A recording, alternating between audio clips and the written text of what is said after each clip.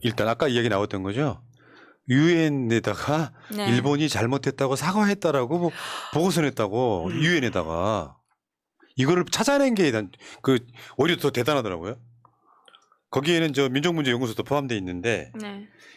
지금 어디냐면 사구통일평화재단, 민족문제연구소, 천주교 인권위원회 여기서 이미 윤석열 정부가 일본이 사과했어요.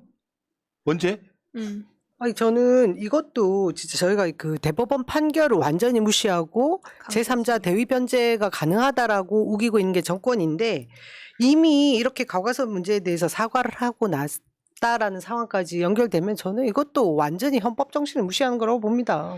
저 실제로 한번 볼까요? 현재 진행 중인 과거사 문제를 정부가 대부분 해결했거나 해결하고 있다. 일본 정부는 위안부 피해자들과 강제동원 피해자들에게 공식 사과를 하고 가해 사실을 인정했다. 남북 귀환 여부 조작 간첩 사건은 북한이 납치 주체이므로 책임자를 특정할 수 없다. 뭔 말이야? 밑에는 그렇다 치고. 네. 지금 북한은 저거를 계속해서 부정하고 있는 거거든요. 네.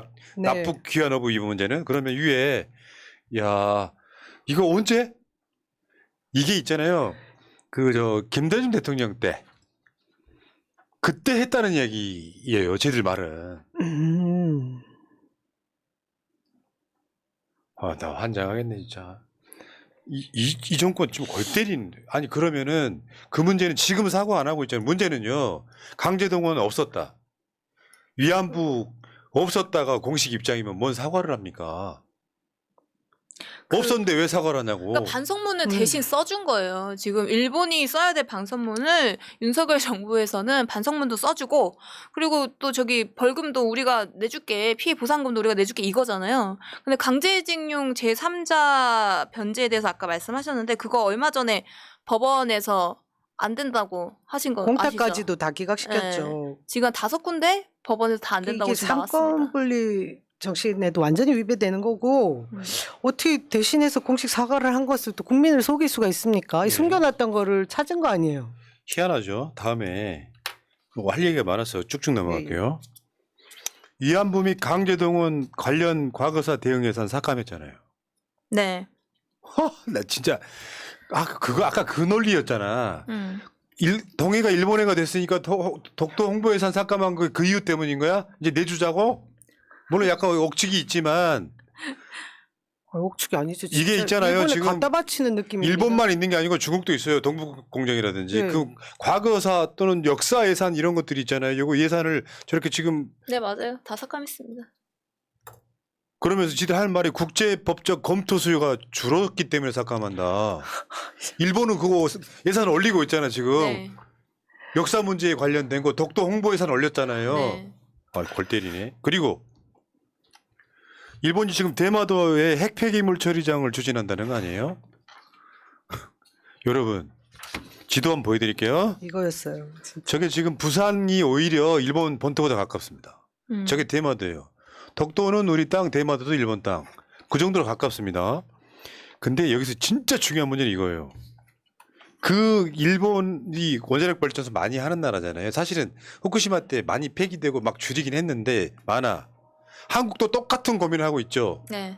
핵 폐기물을 어디다가 묻을 것인가. 그걸 방패장이라고 해요. 한국도 지금 그게 고준위 폐기물 같은 경우는 이제 갈 데가 없어가지고 고리 원전 안에다가 짓겠다고 하거든요. 누구나 다 안 받으려고 하니까. 지금 핵 폐기물 지하 매립 지하 300m에다가 지금 매립하려고 하는데 장소를 못 찾아요. 그래서 대마도에다가 지금 추진을 하고 있다는 건데 여러분 대마도하고요 부산과 거리가 직선거리가 49km예요. 이게 서울시청에서 오산까지 정도 거리더라고요. 네. 그거보다 더 가까워요. 심지어 한국 핸드폰이 터질 정도예요. 대마도를 갔는데 부산 핸드폰이 터질 정도로 그래서 이런 기사가 있었어요. 아이폰 들고 부산에서 등산했는데 로밍 요금이 날아왔다. 대마도인 줄 알고.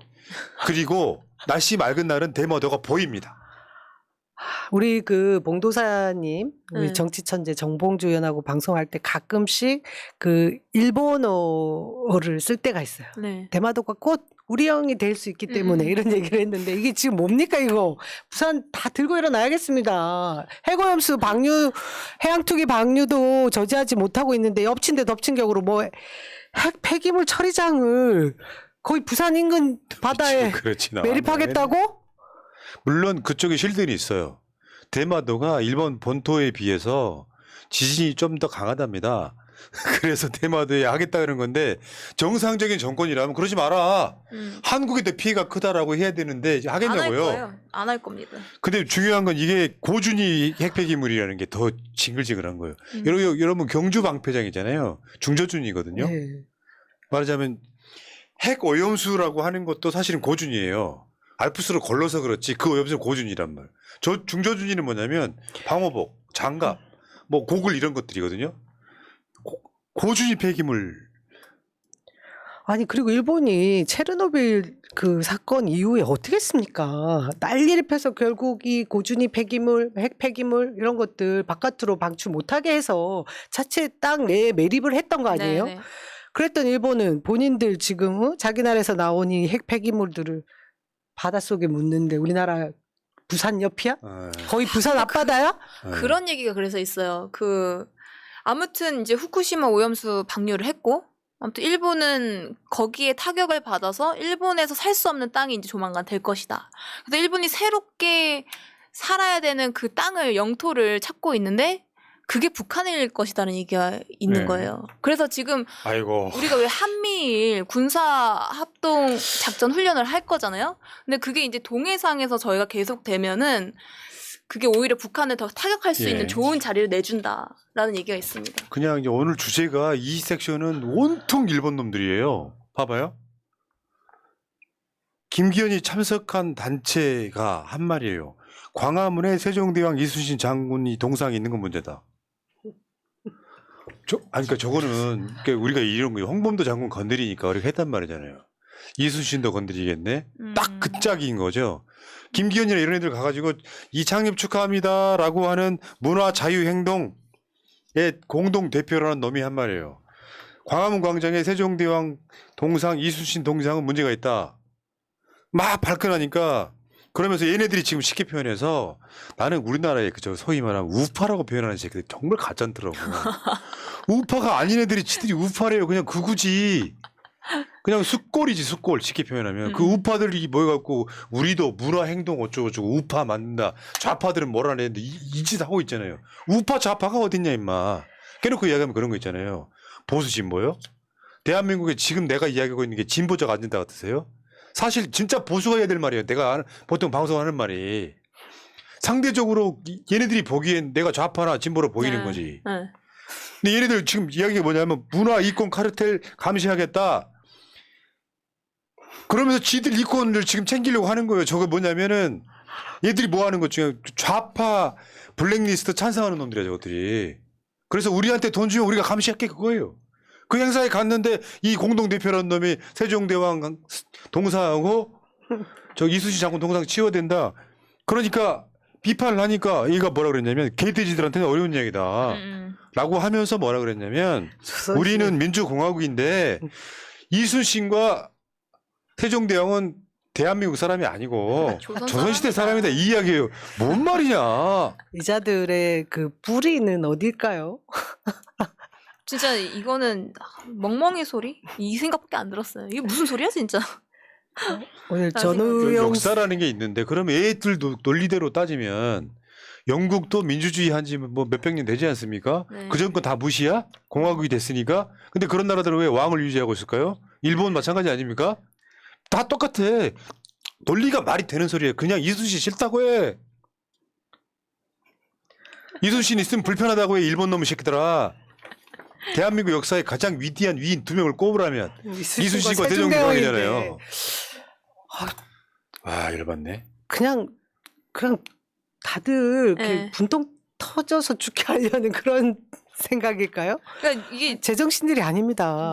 뉴라이트에서 이제 주장하는 것들을 가지고 얘기를 하는 건데 결국에는 1948년 전에 는 대한민국이 아니었다라는 걸 얘기를 하는 거죠. 우리는 일본 덕분에 문명화가 됐고 일본 덕분에 우리는 1948년에 그래도 대한민국이 이게 건국이 말이 됐다. 안 되는 예. 거죠. 이걸 갖고 얘기를 하는 그리고 건데. 또 하나 더 빨리 가봅니다. 지금 얼마 안 남아서 네. 시간이.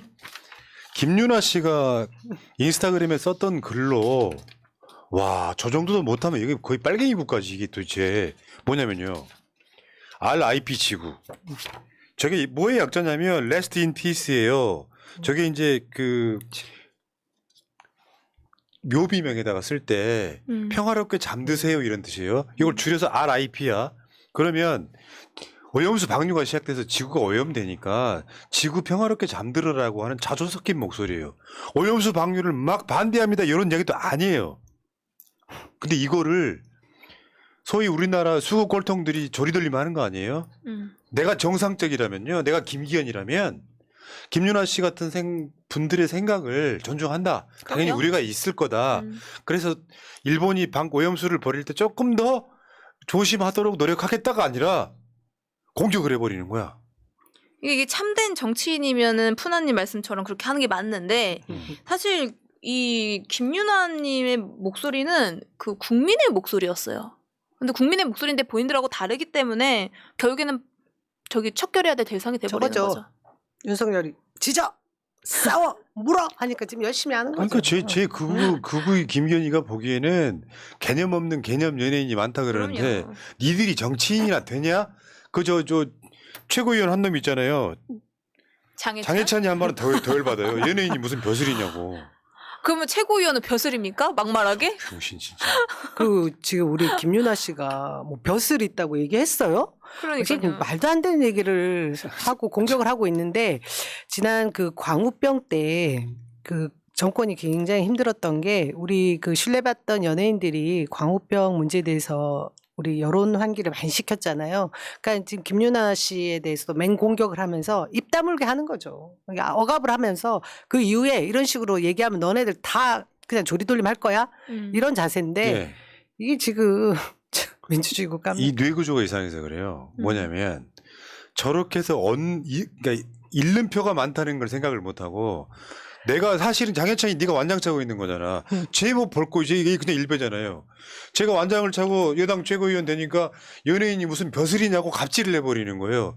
김윤아는 벼슬일 수 없지. 근데 여기서 돋보이는 것은 장해찬의 갑질만 보이잖아요. 아니 국민이 오염수 방류 반대에 대해서 굉장히 표현 공급지게 한 거잖아요. 막 선동한 것도 아니야. 네. 저걸 공격하고 자빠졌잖아요. 그러면 네가 얻는 표가 더 많아지는 거죠. 예를 들면 자우림 팬이나 김윤아 씨 팬들이 보면 미친놈들인 거예요. 이 공감력이 없으니까 스스로 발이 썩어가고 있는데 발이 썩어가는 걸 모르는 거죠. 나중에 걷지도 못하게 됩니다. 저거. 그래서 지금 공식적으로 김윤아 씨 소속사가 또 이거는 정치적인 게 아니다라고 내는데 이게 뭔 짓이에요? 야 신해철 형이 살아있었어야 돼. 신해철이 살아있었어야 이런 이야기 아주 직접적으로 이야기할 수 있는 건데 정치인들 지금 없잖아요.